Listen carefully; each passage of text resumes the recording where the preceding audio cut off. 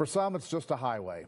But one man in Central Oregon spent more than a decade getting a special distinction for Highway 20. Blake Mayfield's here to tell us about its recent dedication honoring veterans. Blake? Yeah, Lee, this is a great cause. The man behind the effort is well known in Central Oregon. Dick Tobiasen is a Vietnam veteran who's dedicated his life to honoring those who've served. This is the first Medal of Honor highway in the United States that goes from border to border. Highway 20 is the longest highway in America.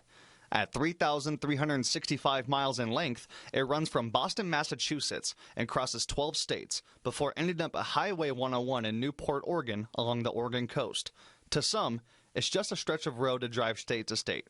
To Dick Tobiasen, it represents the entire span of the Medal of Honor Highway, which was officially distinguished on November 17, 2022. And not far from the Three Sisters Peaks is a viewpoint of the Cascades, where the first Oregon Medal of Honor sign was placed. It's honoring the bravest of the brave, the Medal of Honor recipients. Where Highway 20 ends in Boston isn't just a geographical landmark, it's Dick's birthplace, and it'll be the site of the last Medal of Honor sign on Highway 20. The last sign will be in Boston,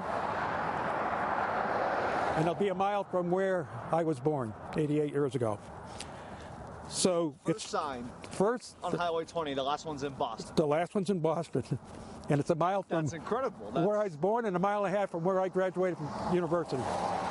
And you were born in Boston? I was born in Boston. Gotcha.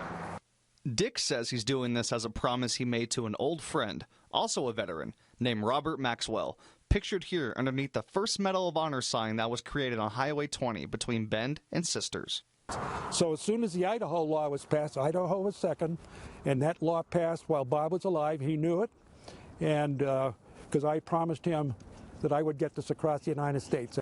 Dick says without his great friend Bob Maxwell, none of these highways getting dedicated would have happened. If I hadn't met him, this would never have happened. Nobody else would have done it. No veterans group would have taken this on. We're an independent nonprofit. We had the vision. We made it happen. Took a long time, but it's done.